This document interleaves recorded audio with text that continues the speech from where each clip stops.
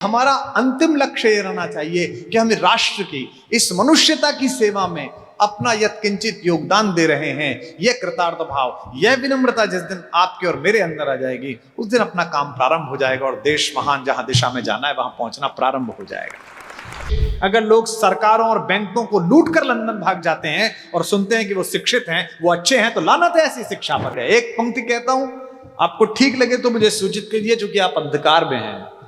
Waste से बहुत लिया जा रहा है, मैं कहता हूं वेस्ट का वेस्ट मत लीजिए, वेस्ट का बेस्ट लीजिएगा। एक तेजस्वी अध्यापक क्या बना सकता है, यह भारत का इतिहास भी बताता है और विश्व का इतिहास भी बताता है। सिकंदर भारत की तरफ चला था तो कोई योद्धा नहीं चला था, महान गुरु अरस्तु की परंपरा चली थी। और जब वो आधी लड़ाई सिल्यूकस के हाथ में छोड़कर गया था, तो लड़ाई सिल्यूकस और चंद्रगुप्त के बीच नहीं थी, दो गुरुओं के बीच में थी। एक यूरोप का गुरु था जिसका नाम अरस्तु था, और एक भारत का गुरु था जिसका नाम कौटिल्य चाणक्य था, और इस लड़ाई में भारत का गुरु जीता था। विद्या देने के लिए आत्मदीप्ति चाहिए, विद्या देने के लिए यह आत्मविश्वास चाहिए जो मेरे पिता के पास है। 87 साल की आयु में आपकी अदालत का एपिसोड हो या आपके किसी कार्यक्रम की क्लिप हो, वो आज भी अधिकारपूर्ण तरीके से मुझे फोन करके बोल देते हैं, मूर्ख हो तुम। क्या मूर्खतापूर्ण उच्चारण कर रहे थे, इसका उच्चारण यह नहीं यह होता है। और वो पाणिनि का एक सूत्र साथ में बताते हैं, और मैं बिल्कुल जिज्ञासु विद्यार्थी की तरह कहता हूं, जी जी जी, अगली बार याद रखूंगा। यह आत्मविश्वास जो मेरे पिता में है, यह आत्मविश्वास अगर गुरु में आ जाएगा बच्चे के प्रति, और यही विनम्र भाव बच्चे में आ जाएगा, तो मेरी जिव्या पर माता सरस्वती कृपा करें, मैं ये कह सकूंगा आने वाले 15-20 वर्षों में दुनिया में और पूरे भारत में कुछ बच्चियों से मिलकर कि मुझे गर्व है बिटिया कि तुम्हारे कॉलेज के पहले दिन उसका उद्घाटन करने के लिए मैं गया था तुम्हारे साथ। इसीलिए आज जब रिबन काटा जाने वाला था और बीएल सर ने कहा कि आप इसका रिबन काटिए, तो मेरे साथ जो बच्ची चल रही थी, जो इन्होंने ड्रिल की एक बच्ची लगाई थी, मैंने वो कैंची उसके हाथ में दे दी। मैंने कहा बिटिया तुम काटो, मैं तो जानता भी नहीं कौन बच्ची थी वो। मैंने कहा आप काटो, वो स्कूल की बच्ची है। क्योंकि एक छोटा सा उत्प्रेरण, एक छोटा सा कैटलिज्म बच्चे का जीवन बदल सकता है। और ये याद रखिए कि शिक्षा से नहीं कुछ होगा, विद्या से होगा, संस्कृति और परंपरा के ज्ञान से होगा।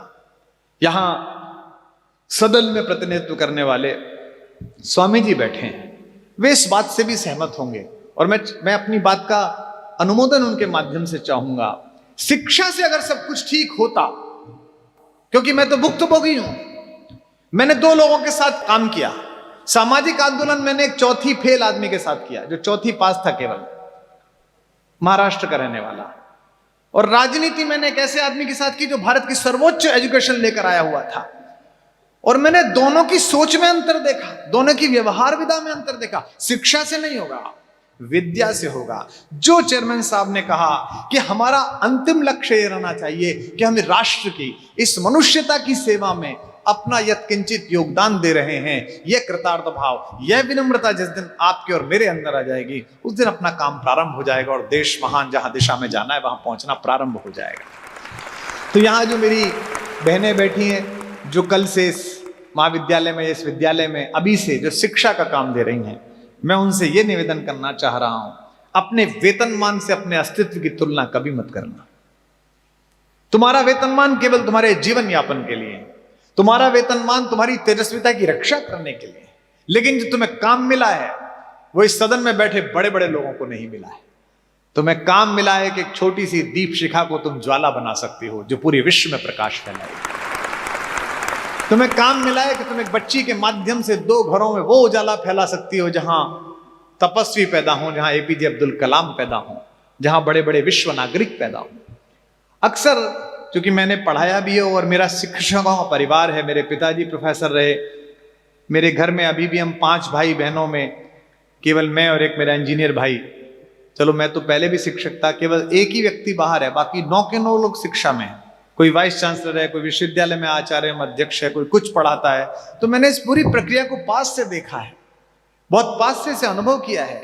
अध्यापकों से भी, प्रबंधकों से भी अनुरोध है, और खास तौर पर माता पिताओं से अनुरोध है कि वे देखिए, आपके घर में जो पालतू कुत्ता है ना, हमारे दिल्ली में, नोएडा में, गुड़गांव में, उसको दिन भर छोड़कर जाने के लिए कुत्तों के बोर्डिंग बनाए गए, या cat parents, dog parents enlisted है कि मुझको कुत्तों का शौक है तो मुझको कॉल किया जाएगा कि आप मेरा शिट्जू एक दिन के लिए रख सकते हैं क्या। एक कुत्ते को छोड़ने तक के लिए लोग प्रोफाइल चेक करते हैं। एक जीते जागते मनुष्य को, अपने जिगर के टुकड़े को, अपनी आत्मा के अंश को, अपने अवतंश को, अपनी बिटिया को किसी ने आपके हाथ में सौंप दिया है। अगर अपनी बिटिया से ज्यादा इसे प्यार नहीं दिया, दुलार नहीं दिया, तो आपका अध्यापक होना बेकार है। यहां पर अपनी बेटियों को छोड़ते समय मनुष्य को लगे कि मेरे परिवार में भी, मेरे घर में भी जो ना मिल पाएगा वो इस लड़की को यहां मिलेगा। जो सुविधाएं मिली हैं उसके अतिरिक्त उसे लगे कि ये मिलेगा। क्योंकि अगर शिक्षा ने ठीक काम किया होता, केवल शिक्षित होने ने, मैं मानता हूं कि शिक्षित होने की आवश्यकता है, मैं मानता हूं कि प्रोफेशनल एजुकेशन की आवश्यकता है, जो आपने महत्वपूर्ण काम यहां किए हैं, कंप्यूटर्स में, जो भी आपने रोबोटिक्स में इतनी सारी चीज की हैं, उन सब की आवश्यकता है। लेकिन जो मूल संस्कार विद्या का है उसकी आवश्यकता है। क्योंकि अक्सर मैं ऐसा प्रयोग सामने के एक बोर्ड पे करता हूं, एक तरफ लिखता हूं शिक्षित, एक तरफ लिखता हूं अशिक्षित, और फिर लिखता हूं आइए बात करते हैं कि विश्व में होने वाली समस्याओं में किसका योगदान है। जैसे एक समस्या है प्रदूषण, सब हम इससे दुखी हैं। प्रदूषण शिक्षित कर रहा है कि अशिक्षित कर रहा है? गांव में प्रदूषण देखा आपने? दिल्ली में है, गुड़गांव में है, लेकिन वहीं से 40-50 किलोमीटर दूर जो मेरा कॉटेज है, जहां केवी कुटीर, जहां मैं रहता हूं, वहां नहीं है। गांव वाले को पता है कि क्या जलाना है और क्या नहीं जलाना है। भाई भतीजावाद ये शहर में है कि गांव में है? मैं तो उस गांव से आया हूं जहां गांव की किसी भी जात की लड़की अगर दूसरे गांव में ब्याही भर गई है तो मेरे बाबा उस दूसरे गांव का खाना नहीं खाते थे कि अपने गांव की बेटी ब्याही गई है। ये हमारे गांवों की परंपरा रही है। तो भाई भतीजावाद शहर में ज्यादा है कि गांव में ज्यादा है? भ्रष्टाचार शिक्षा के कारण है या अशिक्षा के कारण है? शिक्षित आदमी ने बताया कि भ्रष्टाचार कैसे होगा, अशिक्षित तो नहीं बताया। इसका मतलब क्या है? गांव का आदमी शिक्षित नहीं है लेकिन विद्या संपन्न है। उसे पता है कि ये लोभ है, इससे दूर रहना है। उसे पता है कि ये लालच है, इससे दूर रहना है। उसे पता है ये अनाचार है, इससे बचना है। हम उस परंपरा में पैदा हुए जिस गांव को हम आजकल डिस्कार्ड करते हैं, जहां विदा होने से पहले यहां सीनियर सिटीजन्स बैठे हैं, बड़े लोग बैठे हैं, 70 पार करने वाले लोग बैठे हैं। गांव का बूढ़ा बरता था तो अपने चारों बेटों, तीनों बेटों को बुला के बोलता था फुसफुसाते हुए स्वर में कान में कि फला रिश्तेदार के 300 रुपए बकाया है, उसके इतने रुपए बकाया है, बेटा ये दे देना। यानी कि किसी का 1 रुपया हमारे पास न रह जाए पृथ्वी छोड़ते समय। इस संकल्पना के देश में अगर लोग सरकारों और बैंकों को लूट कर लंदन भाग जाते हैं और सुनते हैं कि वो शिक्षित हैं, वो अच्छे हैं, तो लानत है ऐसी शिक्षा पर। फिर उन्हें किसने सिखाया? इसलिए बीएल साहब ये सब आप बहुत अच्छा कर रहे हैं। इसके साथ एक छोटा काम और करिएगा। शायद स्कूल एजुकेशन में यहां है या नहीं है, नहीं हो तो आप लागू करा लीजिए। यहां नैतिक शिक्षा की व्यवस्था कराइए। बच्चियों को पता चले कि नैतिकता की परिभाषा क्या है। मैं रूढ़िवादी नहीं हूं, मैं किसी वेशभूषा से नैतिकता का निर्धारण नहीं करता हूं और ऐसा करना भी नहीं चाहिए। लेकिन हां, इस संस्कृति के इस जो आर्ष तत्व इसमें है, जो इसकी संजीवनी शक्तियां इसमें हैं, वो कैसे हम अपनी बेटियों में निरूपित करें और उससे भारत का भविष्य अच्छा हो सके, विश्व मानवता का भविष्य अच्छा हो सके, ये हमें पता चले। क्योंकि उदारता के नाम पर, उदारीकरण के नाम पर, ग्लोबलाइजेशन के नाम पर, सीमाएं बड़ी करने के नाम पर जो जो पहुंचा है हमारे देश में, वो सब वो है जो डिस्कार्डेड है। एक पंक्ति कहता हूं, आपको ठीक लगे तो मुझे सूचित कीजिए, क्योंकि आप अंधकार में हैं। वेस्ट से बहुत लिया जा रहा है। मैं कहता हूं वेस्ट का वेस्ट मत लीजिए, वेस्ट का बेस्ट लीजिएगा। हमारे पास सब वेस्ट का वेस्ट है। वो पैक फूड खा रहे हैं तो हम भी पैक फूड खा रहे हैं। उनके हर सीरियल में, उनकी कोई फिल्म देख लीजिए, हॉलीवुड की दुनिया की कोई फिल्म देख लीजिए, दिन हो कि शाम हो, परिवार के छोटे बड़े हाथ में एक वाइन का गिलास, एक विस्की का गिलास लिए घूमते रहते हैं। भाई वो इसलिए घूमते रहते हैं कि वह जाड़ा पड़ता है। स्पेन में, बेल्जियम में -7, -8 है। यूरोप के कुछ हिस्सों में चले जाइए, क्या बुरा हाल है। लेनिनग्राड चले जाइए, क्या बुरा हाल है। शराब के बिना जीवन नहीं है। यहां तो तुम 48 डिग्री में रह रहे हो और तुमने यही सीख लिया है। पानी नहीं था वहां पर तो वो टिश्यू पेपर लिया है, नहाने में भी, खाने में भी, जाने में भी। यहां तो पानी ही पानी है। उसके बाद एक आइसक्रीम खाती है 2 लड़कियां, 25 टिश्यू पेपर खटखट खटखट खट। सामने वॉश बेसिन लगा हुआ है, हाथ नहीं धो सकते हैं आप, क्योंकि हमको आदत पड़ गई है कि साहब जो करता था वो हमको करना है। और साहब देश में आया था मालिक बनकर, कोड़े फटकारता हुआ चला गया, लेकिन उसकी मानसिकता बच गई है। मुझे अच्छा लगेगा कि अगली बार जब यहां कार्यक्रम हो तो यहां का प्राथमिक संचालन मातृभाषा हिंदी में हो और हमारी कोई बिटिया करे, हमारे कॉलेज की पढ़ी हुई की लड़की है।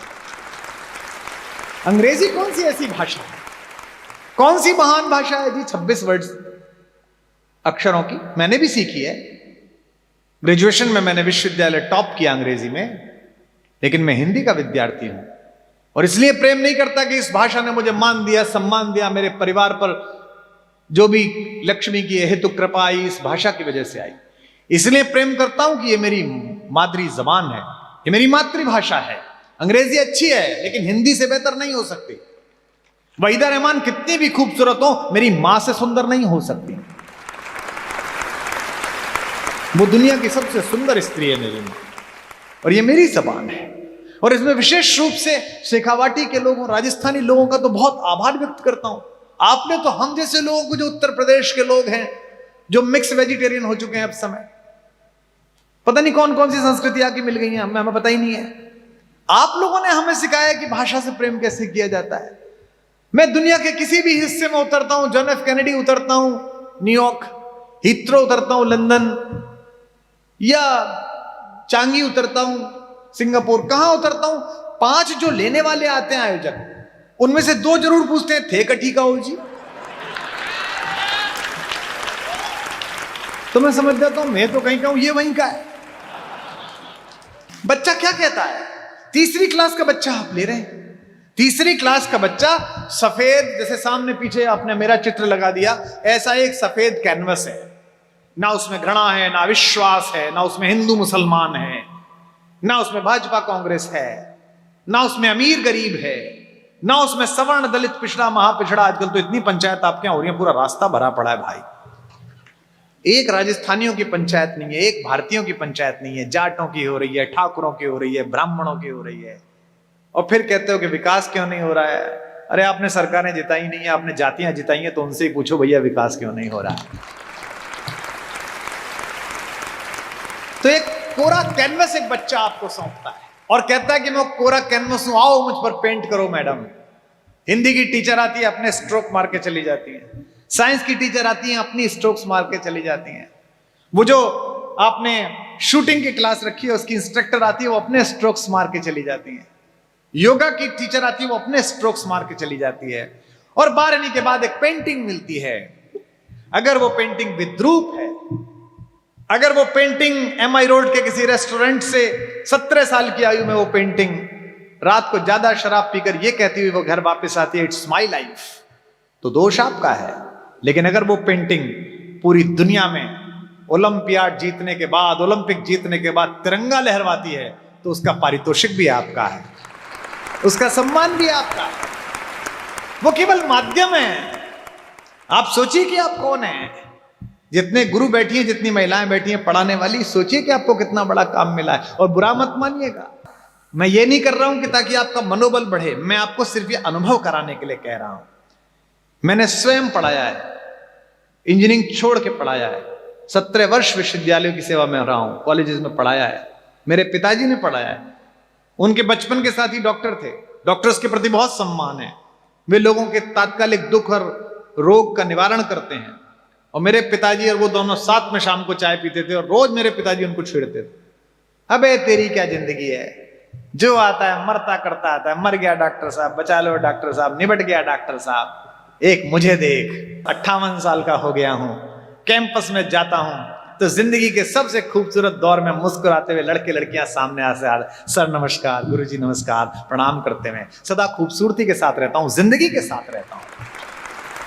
कितनी महिलाएं यहां बैठी हैं पढ़ाने वाली, हमारी अध्यापिकाएं 48 की हो जाएंगी, 50 की हो जाएंगी, 55 की हो जाएंगी, लेकिन कितना बड़ा सौभाग्य है कि बचपन आपके साथ सदा रहेगा, आपके सम्मुख रहेगा, आपके सामने रहेगा। इस परिसर की दीप्ति तभी बढ़ सकती है जब बीएल साहब और इनके दोनों बेटे कस्टोडियन हो जाएं और इसके नियामक अध्यापक हो जाएं। अध्यापक तय करें कि कैसे चलना है, अध्यापक तय करें कि कैसे हो, उस दिन से इसकी दीप्ति बढ़नी प्रारंभ हो जाएगी। यहां बैठे हुए जो अभिभावक हैं उनसे भी अनुरोध है, बच्चों को वायरस से बचाइए। कोरोना का टीका तो हमारे वैज्ञानिकों ने बना लिया, लेकिन बच्चों की आत्मा को जो खुराक मिल रही है, उनके मन और मस्तिष्क को जो खुराक मिल रही है, उसका टीका तो आप ही लगा सकते हैं। अपने सुख में, अपने आनंद में, अपने निजी स्पेस में इतने व्यस्त मत हो जाइएगा कि आप ये भी ना देख पाए कि ये क्या पढ़ रहे हैं, क्या सुन रहे हैं, क्या इनके मस्तिष्क में जा रहा है। सुबह होती नहीं है इस देश में, मुझे आश्चर्य होता है कैसा कैसा जहर घुला है। 17,000 रुपए का ओप्पो मोबाइल खरीद के पिताजी दे देते हैं और सुबह व्हाट्सएप विश्वविद्यालय की पोपो शुरू हो जाती है। नेहरू को गाली, गांधी को गाली, सावरकर को गाली। ये कोर्स में था आपके। उनकी अपनी मर्यादा थी, उनकी अपनी सीमा थी। वो इस रथ को यहां तक लेकर आए, आपको इसे आगे लेकर जाना है। 75 वर्ष में देश जहां आया है, इसमें सबका योगदान है। इतिहास की पुनर्व्याख्या इतिहास के प्रोफेसर कर लेंगे। इतिहास की पुनर्व्याख्या के लिए विश्वविद्यालयों में बनाए गए डिपार्टमेंट, पीएचडी होती हैं, डॉक्टरेट होती हैं, उनके लिए वो काम है। ये काम समाज के नियंताओं का नहीं है, ये काम राजनीति का नहीं है, ये सरकारों का नहीं है। सरकारों का काम है कि हमने जो उनमें टैक्स देकर और मत देकर विश्वास व्यक्त किया है, उसको ठीक से वो आखिरी आदमी तक पहुंचा दें, उसके सुख के लिए तैयारियां करते हैं। ये उसका काम है, स्वास्थ्य उसका काम है। मैं आपको बधाई दूंगा इस कारण नहीं कि आप यहां बैठे हैं कि आपके मुख्यमंत्री ने यह बात सोची कि कैसे एक नागरिक को कम से कम स्वास्थ्य का मौलिक अधिकार तो मिले, उसका स्वास्थ्य तो ठीक रहे, यहां तक तो बात पहुंचे। तो जितनी बेटियां बैठी हैं, इनके माँ बाप से भी अनुरोध है कि इनके भोजन, शारीरिक भोजन पर तो ध्यान दीजिए कि क्या खा रही हैं, ये इनके मस्तिष्क में क्या जा रहा है, इस पर ध्यान दीजिए। ये देख क्या रही हैं। मैं मानता हूं कि आप उसमें फिल्टर नहीं लगा सकते, पर अगर आपने इनके मस्तिष्क में विवेक का फिल्टर लगा दिया तो जो भी छन के जाएगा ठीक छन के जाएगा। जो दुनिया भर से उतर रहा है उस पर आप फिल्टर नहीं लगा सकते, बट आपने इतना सिखा दिया कि ये सुनना है, ये अपना है, ये नहीं सुनना है, ये ठीक नहीं है, तो फिर जो भी आएगा इन तक अच्छा पहुंचेगा। एक बात मैं आपसे और कहना चाहूंगा कि लोग कहते हैं भारत क्या है, भारत लाल किला है, भारत ताजमहल है, भारत विधानसभा है, भारत नई संसद की बिल्डिंग है। नहीं, 1/140 करोड़ भारत मैं हूं, 1/140 करोड़ भारत आप हो। मैं अच्छा कवि बन जाऊं, आप अच्छे अध्यापक बन जाएं, हमारे हिस्से का हिंदुस्तान बनना शुरू हो जाएगा। हमें किसी की प्रतीक्षा नहीं करनी है उस भारत के निर्माण के लिए। तो जितने भी अभिभावक हैं और जितने भी अध्यापक हैं, उन दोनों से यही कहना है कि आपको सुयोग मिला है। बीएल साहब ने, चेयरमैन साहब ने मेहनत करके, श्रम पूर्वक आपके लिए ये सुयोग उपस्थित किया है कि अब आप करके दिखा सकते हैं। एक पेंटर की क्या चिंता है, एक कवि की क्या चिंता है। हमसे पूछिए, जब अंदर से गीत बलबलाता है और कोई लिखने की चीज ना हो। ये तो फिर भी मोबाइल आ गया है कि हवाई जहाज में बैठ के मोबाइल के ड्राफ्ट में जाके कविता लिख लेते हैं। एक जमाना था जब मोबाइल नहीं था, उस समय कागज के लिए परेशान हो जाते थे, पेन के लिए किसी से भी मांग लेते थे। आपको शायद पता हो कि दुनिया का इतना मशहूर गाना जो अभी बाहर बच्चे बजा रहे थे अपने बैंड में, ए मेरे वतन के लोगों, जो लता दीदी ने गाया था, वो महाकवि प्रदीप ने एक व्यक्ति से सिगरेट के खाली खोखे को मांगकर उसके पीछे लिखा था। जिस एक गीत ने लाखों करोड़ों लोगों को इस देश से प्रेम करने की और इस पर फिदा हो जाने की, इसके प्रति कृतज्ञ हो जाने की प्रेरणा दी है, वो बंबई की एक चाल के बाहर से निकलते हुए एक कवि ने एक आदमी से सिगरेट का खाली डिब्बा लेकर उसके ऊपर लिखा था। तो ये जो प्रसव की पीड़ा है कि कला कैसे बाहर निकले, चित्र कैसे बाहर निकले, बांसुरी का स्वर कैसे बाहर निकले, मेरे मुंह से कविता कैसे बाहर निकले, इस प्रसव पीड़ा को अगर ठीक आयोजन मिल जाए, ठीक कागज मिल जाए, ठीक कूंची मिल जाए, ठीक रंग मिल जाए, तो चित्रकार खिल जाता है। मैं जानता हूं कि बहुत लोग आप पर हंसे होंगे, बहुत सारे लोगों ने आपकी मजाक उड़ाई होंगी, बहुत सारे लोगों ने आपके संकल्पों में संशय पैदा किया होगा। जब महामना मदन मोहन मालवीय काशी विश्वविद्यालय की संरचना के लिए उद्यत हुए, तो उस जमाने में वो इतने बड़े लॉयर थे कि 1100 चांदी के सिक्के एक दिन की हियरिंग के लेते थे। और उनके पिताजी ने कहा कि ये कैसे करोगे? मालवीय जी ने कहा, मैं गांव से आया था तो आपने मुझे कुछ दिया था? बोले नहीं। बोले ये देख रहे हैं बनारस में मैंने कितनी बड़ी हवेली बनाई परिवार के लिए। जब मैं अपने लिए बना सकता हूं तो इस देश के बच्चों के लिए तो मैं बहुत बड़ा बना सकता हूं। और बाद में काशी हिंदू विश्वविद्यालय जैसा चमत्कार महामना ने तैयार किया, लोगों से भीख लेकर तैयार किया, झोली फैलाकर तैयार किया। यहां तो आपने यत्नपूर्वक अपने श्रम से कमाए हुए अपने धन को यहां पर लगाया। मैं पुनः बधाइयों के साथ बीएल भाई आपको भी और अध्यापिकाओं को और यहाँ के सारे स्टाफ को इस बात की बहुत शुभकामनाएं देता हूं कि आप गौरवशाली हैं कि परमात्मा ने आपको कूंची भी दे दी है और परमात्मा ने आपको कैनवस भी दे दिया है। उठाइए कूंची और बनाइए वो चित्र जिन चित्रों को देखकर पूरा विश्व कहे कि ये शेखावाटी की बेटी है, इसलिए यहां तक पहुंची, इसलिए इसका शीर्ष यहां तक पहुंचा।